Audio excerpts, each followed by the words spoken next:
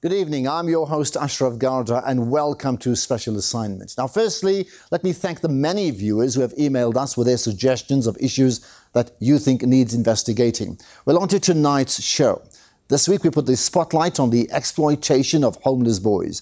Boys that are lured to have sex in exchange for cash. Cash needed to survive.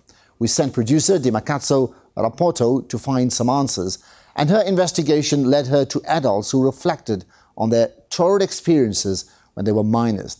And a warning to sensitive viewers due to the graphic nature of the content. Johannesburg, the city of endless opportunities.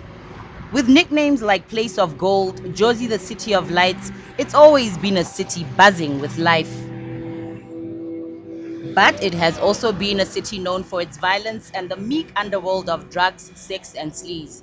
In the midst of all this, there are young homeless boys who are in their quest for survival, who get involved in sexual encounters with rich men in exchange for a warm bath and money. It's a world that very few people care about, but it cannot be ignored. To some, they have become a nuisance because at every corner and traffic light, they approach you asking for money or food or a job. But they have a story to tell, a story of manipulation, exploitation, and drug abuse. What keeps me going pretty much is just waking up still alive, check, which means like I'm still preserved for some task, yabo. I was 15 years old when I started staying in the cemetery. Sukuvilapha yabo isimo angeke uzosuka kini ne uvilaphi like usike ekhaya right. For years now, Johannesburg has had a division between the haves and have-nots. Today's special assignment tells that story and exposes the shocking tale of how the homeless have been taken advantage of.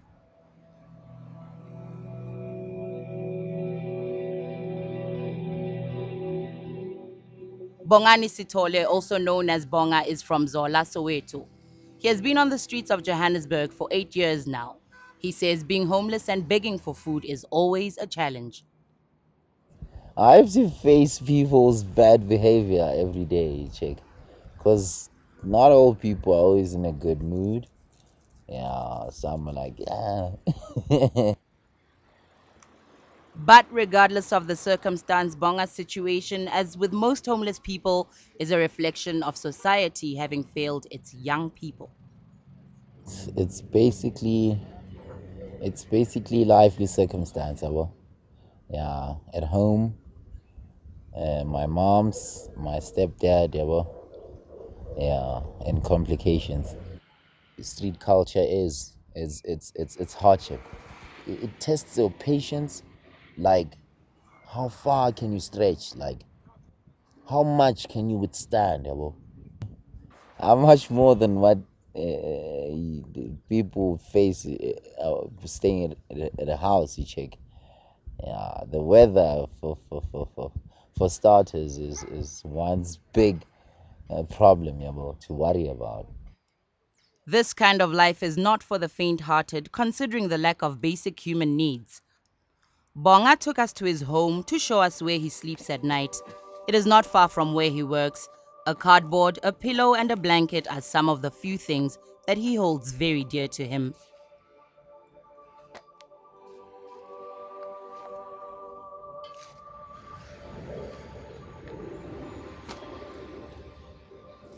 This is me. This is where I sleep.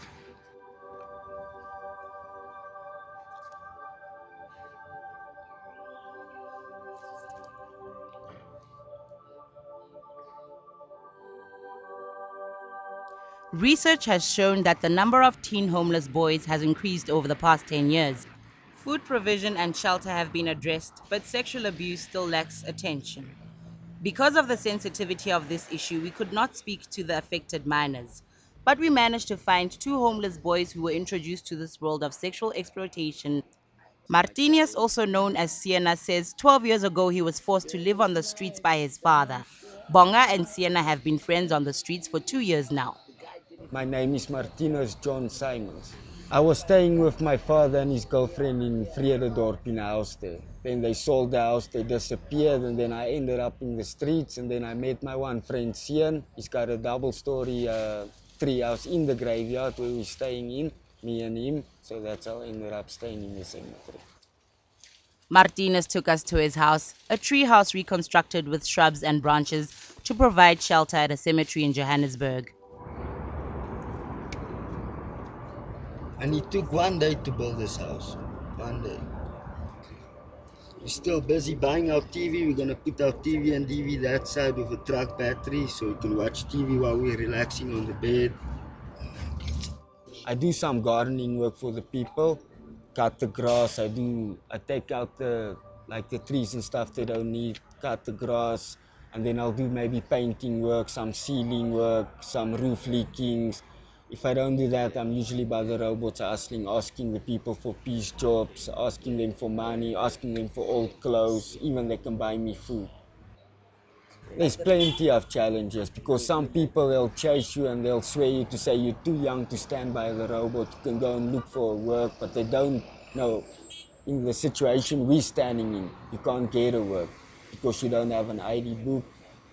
Sienna says he has always had to rely on himself for survival as his father was abusive. My father and his girlfriend were staying in the house, drinking, smoking Zol. He was using his crack. Then while I'm sleeping, he'll come out, he'll choke me while I'm sleeping to say he's gonna kill me because he said what he made, he can take. The streets have a life of their own. Many homeless people have found love and respect on them. It's not only boys who turn delinquent as a result of their unbearable home situations. Girls are also forced to run away sometimes because of how their families deal with conflict. This was the case for Tabile, an ambitious singer who has been on the streets for 8 years now. So one day umalume wami angihlukumeza 2004 December yabo. Mangihlukumeza, then all of my family they just blame me, but mina ngilele naye yabo. So mina ngakwata yabo since ngasuka ekhaya. While living on the streets, Tabile feels safe because her boyfriend Clive protects her. She has 2 children. The youngest is fathered by Clive. The child was taken away by social workers due to the conditions that were non-conducive for the child. Siyakhona ukumbona ne, but angeke sisamthola because already sebamtholile abantu abazohlala naye. And abantwana bami si-stress mababa bakhulise okusala mina yimi engabazala ngithi. And they won't hide forever ukuthini ukutshela abantwana bami iqiniso ngomama yabo. We spoke to Nonhlanhla Biase of Childline to understand how homeless children can be helped. There are so many psychological and emotional work that needs to be done. Tabile and Clive use drugs to help them cope, and unless an intervention is made, they're bound to continue living this life.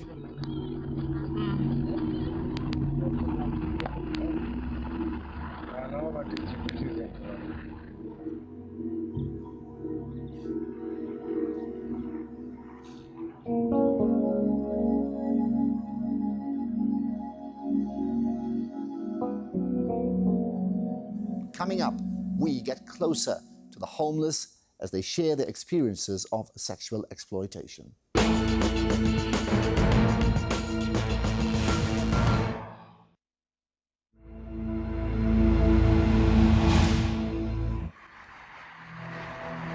A high level of unemployment in the country means that even those who run away from home will struggle to find decent means of survival, a situation that makes one vulnerable to all kinds of abuses.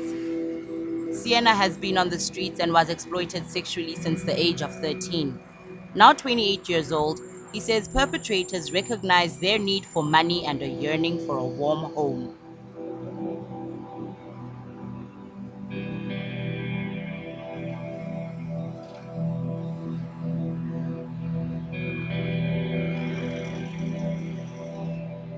There's a guy, he's staying here in Melville.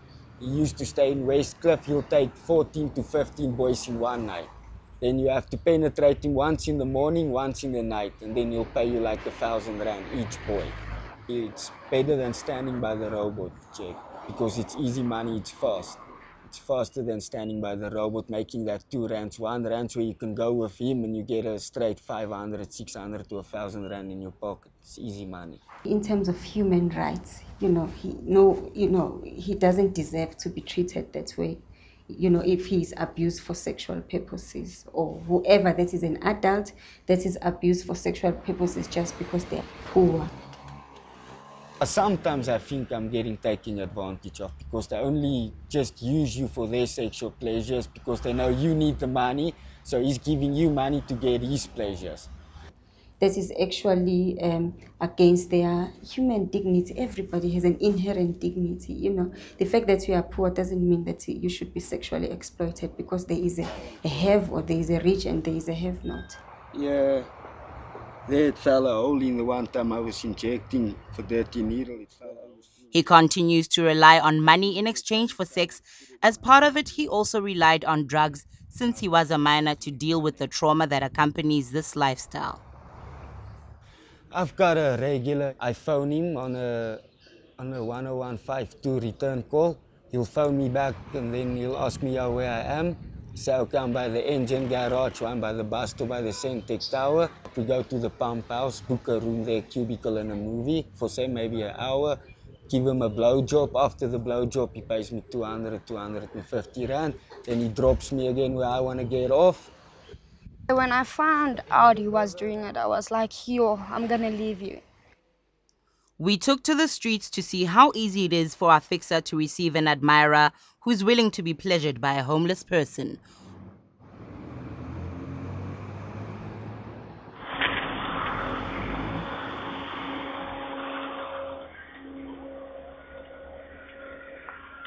Hi, how are you? I'm good. How much make tonight? Working. My place. Why is that? I want to spend some time with you. Yeah? Yeah. No, man. I can't. I'll pay you 1,000. What you wanna do? Nice blowjob and a bit of cookie. Yeah, my man, I can't, my man. I'm waiting for my regular tonight. Yeah, but still, I'll give you some nice things. You said money? 1,000 rand? Yeah, 1,000. For a weekend. Nah, my regular's coming, my man. Let's do this tomorrow. Okay. You can come back tomorrow, right? Alright, bye. Alright. Bonga also attests to the existence of exploitation on the streets. I have friends who do get picked up by so-called rich people, with haves, and they would give him sexual favors in exchange for cash. It's not only men who do that.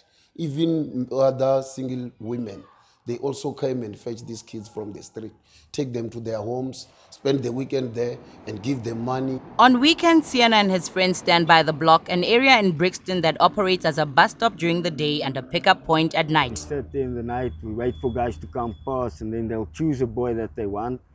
They'll ask him what does he do, does he get penetrated, does he do penetration or just blow jobs or hand jobs, and then he'll say, okay, he'll want you, how much do you charge? Then you'll tell him your price. Then if he likes you, he'll pick you up, you go with him, you do the score, comes back, pays you, he drops you, and then he leaves again.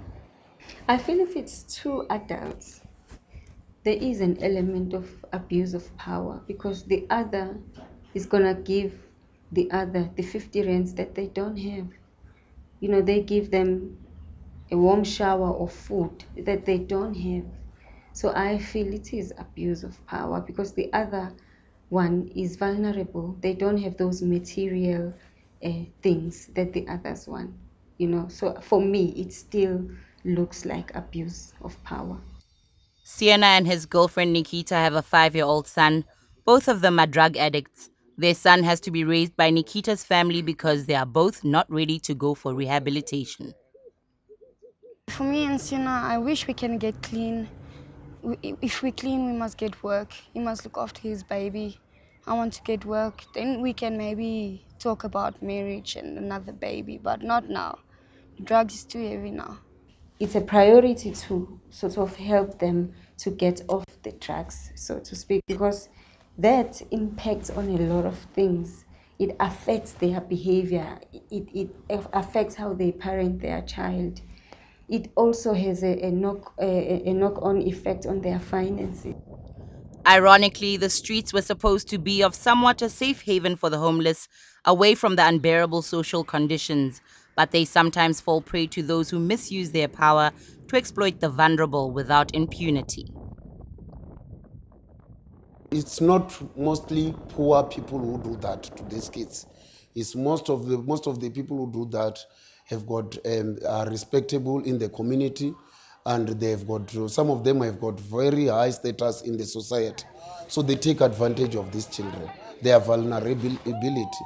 They said, no, if I can take these kids and take them to my house and do all those things. Some of them will say, no, we even had cases where people will come to the center and said, I want these children to spend a weekend with.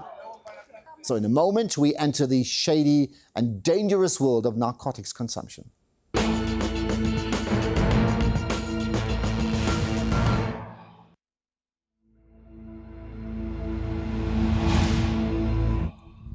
The homeless are usually associated with a high level of alcohol and drug abuse. Some prefer to maintain their sanity to face the horrors that confront them daily. But for Bonga, life on the streets is unbearable. Be heroin and weed, yabo. Cause igloo it's mainly for the younger cats, yabo. Yeah, the young arrivals. Yibo ba paphelele, yabo. Clive and Tabile's choice of poison is marijuana, and Clive mixes it with heroin. I mean, like, angeke uzukwazi ukulala la esitratini ungabhemi ama-drugs yabo.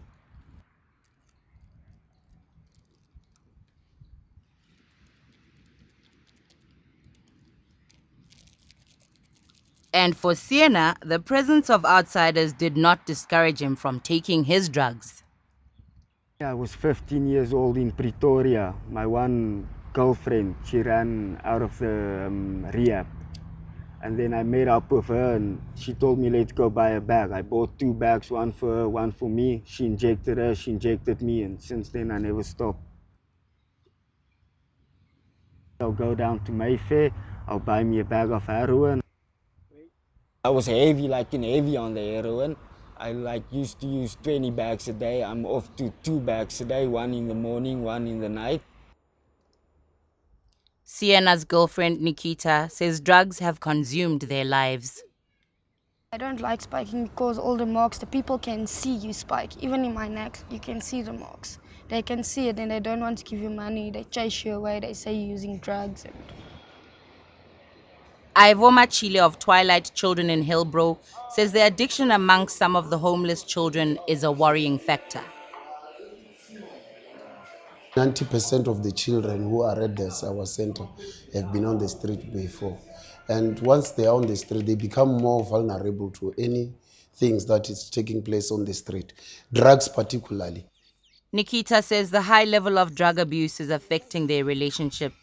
I think we're in love, but I think he's just the toxic. I'm serious. He's not like he was used to me. Used to me, he would grab me, will take my hand, he will walk with me around my waist, everything. Now he doesn't. Now only if I bring the money, then he's with me. But if I don't have money, I'm nothing to him. Yeah, I am scared of infections, but normally put it in like, what do you call that stuff? What you clean spirits. Then he puts it in, then I use the needle. Not directly after him.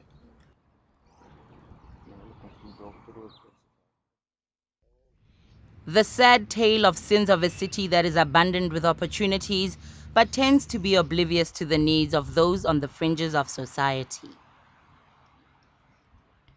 If given a chance, Bonga and Siena can have a new beginning. They also have dreams. My dream is to become one of South Africa's greatest entrepreneurs, like being big and broad in a business sense, yabo. I'd leave this life I'm living now and grab that opportunity with open arms. Statistics say about 2 out of 10 children in South Africa are likely to be abandoned or end up in the streets. This leaves them vulnerable to all sorts of abuse. Unfortunately, some of the most powerful in society will take advantage of this.